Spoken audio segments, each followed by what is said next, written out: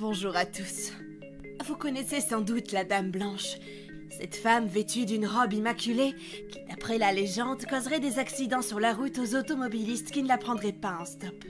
Eh bien, figurez-vous que récemment, j'ai reçu sur Instagram un témoignage assez étrange et flippant. Et bien évidemment, je vais vous le raconter aujourd'hui. Pour tout vous dire, il s'agit d'un abonné, Alexis, qui aurait croisé la Dame Blanche. Il aurait même eu une relation amoureuse avec elle. Comme un couple sérieux. Ne jugeons pas et laissez-vous emporter par son témoignage. Il s'agit d'Alexis, 28 ans, qui est tombé amoureux de la Dame Blanche.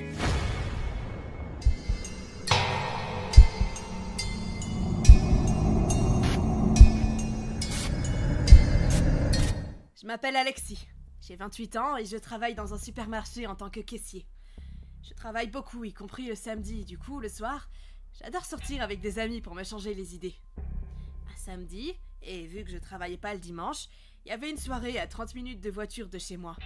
J'ai donc décidé d'appeler quelques amis et nous avions prévu de partir aux environs de 21h. Chose que nous avons fait. On s'est donc retrouvés chez moi et on a commencé à partir. Je tiens à préciser que nous étions chacun dans notre propre voiture. Nous sommes donc partis et après 10 minutes de route, on est arrivé sur la départementale. C'est là qu'on a aperçu une femme en robe blanche qui faisait du stop. Enfin, je suis pas sûre que mes potes l'aient vue parce qu'ils ont continué à rouler, tandis que moi, j'avais de la peine pour elle. Et je suis quelqu'un d'assez serviable, alors je me suis arrêtée. Nos regards se sont croisés pour la première fois et elle était tellement belle. Pour vous la décrire rapidement, elle était blonde, grande et très attirante. La seule chose qui m'a interpellée était sa robe, très abîmée. Je lui ai directement demandé si tout se passait bien, s'il lui était rien arrivé de grave. Mais elle m'a dit que non, et m'a demandé si je pouvais l'emmener sur une autre route afin qu'elle continue à faire du stop.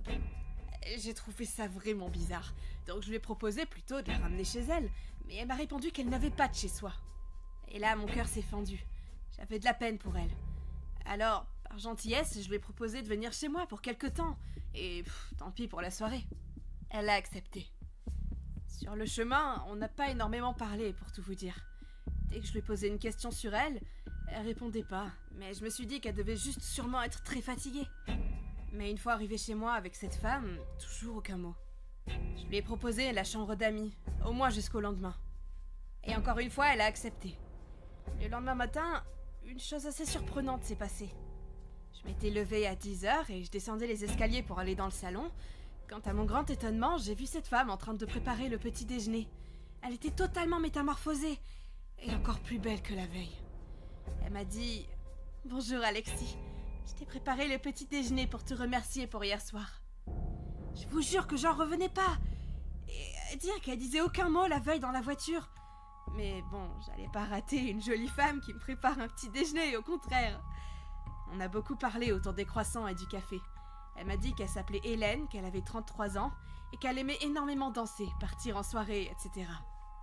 Par la suite, j'ai fait visiter ma ville à Hélène. Puis on a passé la soirée au cinéma. C'était vraiment une excellente journée. Et je crois que je tombais de plus en plus amoureux d'elle. Mais c'était bien trop tôt pour le lui avouer. Alors, je préférais laisser passer du temps et j'ai attendu. Une semaine plus tard, nous étions devenus très complices et j'étais fou d'elle. Alors j'ai décidé de lui avouer mes sentiments.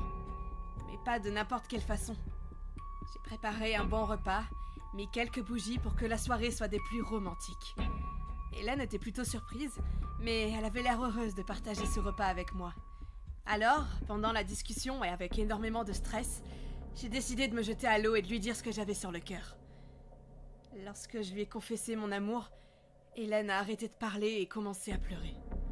Sur le coup, je me suis dit qu'elle était sûrement émue ou alors que j'avais fait une grosse connerie. Mais à ma grande surprise, elle s'est approchée lentement de moi et m'a embrassée. J'étais tellement heureux, mon cœur battait à 1000 à l'heure. Mais j'ai à peine eu le temps de me remettre de mes émotions que j'ai trouvé Hélène vraiment glaciale. Pas dans son attitude, non. Physiquement, elle était froide, alors qu'il faisait même plutôt chaud dans l'appartement.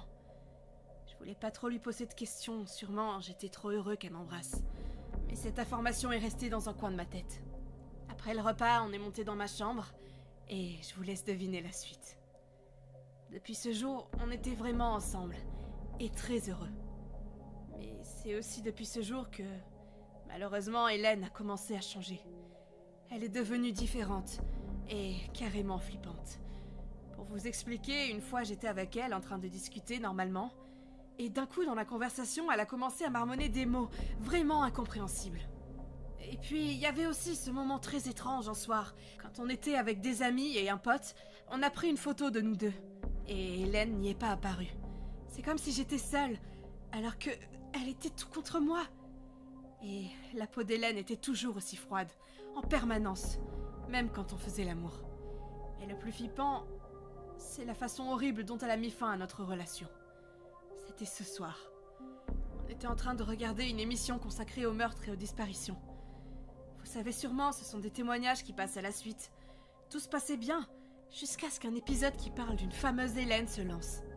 J'ai ri, j'ai regardé Hélène et je lui ai dit « Regarde, tu passes à la télévision !»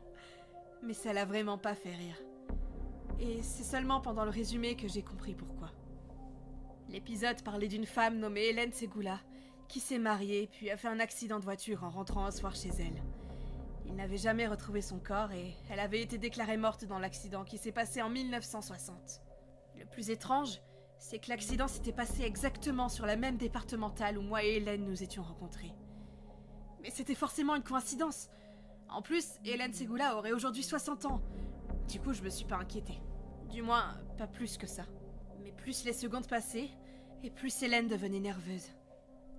Puis elle m'a dit brusquement qu'elle allait se coucher. Alors je lui ai souhaité bonne nuit en lui disant que je terminais l'épisode. Et là, elle a commencé à me hurler dessus. Mais d'une façon qui m'a laissée sans voix. Alexis!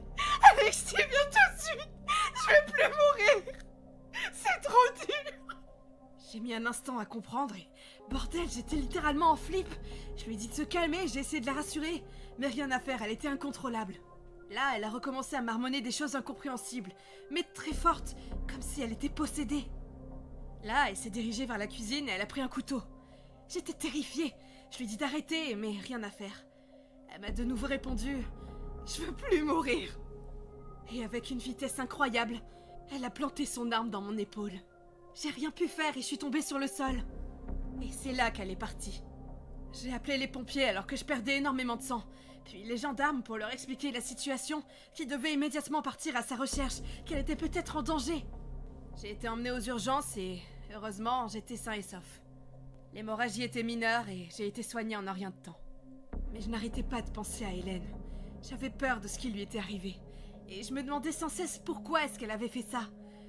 Aujourd'hui, malgré cette histoire tragique, je vais beaucoup mieux. Mais j'ai aucune nouvelle d'elle, et personne n'a réussi à la retrouver. Qu'est-ce qui s'est passé? Qui était-elle? Étais-je en relation amoureuse avec la personne qu'on appelle la Dame Blanche? Je ne le saurai jamais. Mais ce que je sais en revanche, c'est que je l'ai vraiment aimée.